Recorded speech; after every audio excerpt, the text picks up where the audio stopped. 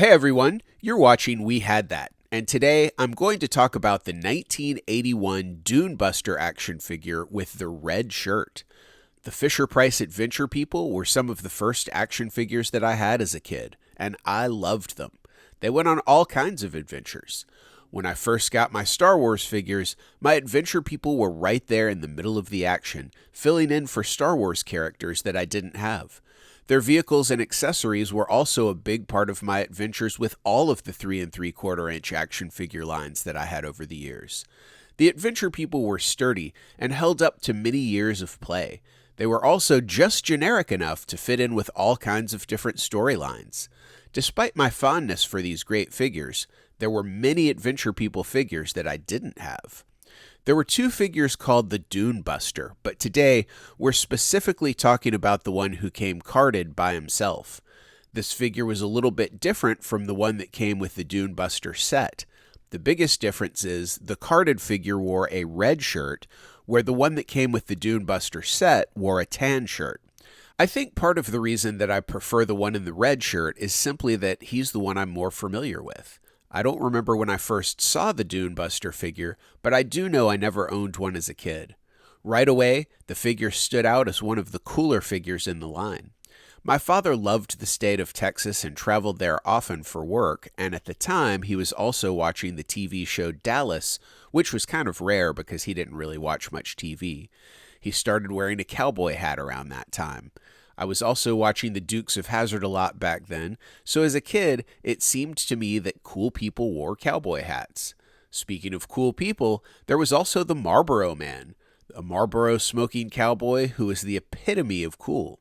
I never thought much about him consciously, but he was everywhere at the time, letting us know that real men wore blue jeans and cowboy hats, and smoked Marlboro cigarettes, of course. All of those guys were wearing jeans and cowboy hats, and that made the Dune Buster figure seem very cool. But more than anything else, he reminded me of Burt Reynolds in Smokey and the Bandit. I loved that movie, and I suspect that Fisher-Price knew exactly what they were doing when they released this figure.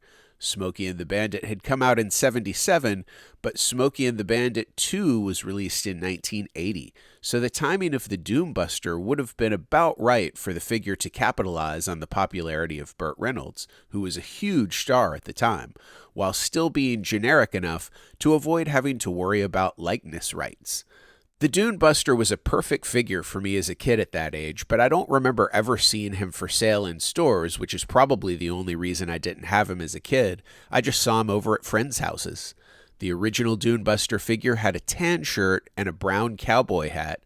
He was included in the Dune Buster set, number 322, with a green dune buggy. I believe this set came out in 1979, and I'm pretty sure that the Dune Buster figure with the red shirt and the tan cowboy hat came out a couple years later in 1981. Although I've read different places that he was first released in 1979, 1980, or 1981, so I'm not 100% sure it was 1981. I don't remember ever seeing any Adventure People figures on the cards with the artwork in stores. I only remember seeing Adventure People in stores on the generic tan cards that were just wide enough for a figure. Although I've read that the Dune Buster was released on the tan cards as well, I've never seen one, so I can't confirm that that's true.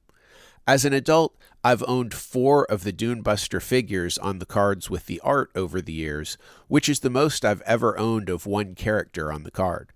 Considering I wasn't really looking for a carded version of this figure very hard, I don't think he's all that rare to find carded. I never meant to have more than one figure carded, I've just been trying to get one on a nice card. I love the art on these cards. Strangely, despite finding Adventure People all the time in random action figure lots, I've only ever had 2 of the red shirt Dune Buster figures loose. The first one came in one of those lots of various action figures many years ago, and I sold him because I didn't collect Adventure People at the time. I instantly regretted it, and I've been looking for an inexpensive replacement ever since. Since I started keeping the Adventure People who I found in those lots, I've had many duplicates of other characters, but never another red shirt Dune Buster. I finally picked up another one when I got the figure in most of these photos a few years ago at the ToyLanta toy show in Atlanta, Georgia for $1. He's in pretty rough shape, but adventure people are sturdy, so his years of action aren't quite over yet. I mentioned before that the first Dune Buster figure had a tan shirt and came with the set that included the green dune buggy. There were two more figures that weren't technically called Dune Buster, but looked very similar. The Trail Boss wore a yellow shirt and came with a pickup truck in set number 370. And there was another one that was a cowboy with a black shirt that came with the motocross set number 335. The Trail Boss isn't very difficult to find, but the black shirt cowboy is one of the less common adventure people, and I've never owned one myself. The motocross set that he came with appears to have been manufactured in smaller numbers. It was one of the later sets in the line, and Fisher-Price seemed to have more of a focus on their space sets at the time. Do you collect Fisher-Price adventure people? Which sets and figures are your favorites? Have you ever owned a Dune Buster figure? Tell me in the comments. Also, please give this video a thumbs up, and if you have a chance, it would be great if you would share it on social media.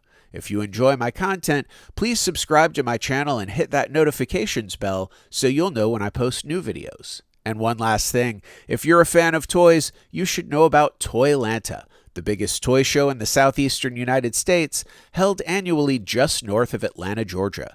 Visit ToyLanta.com for more information. As always, thanks for watching.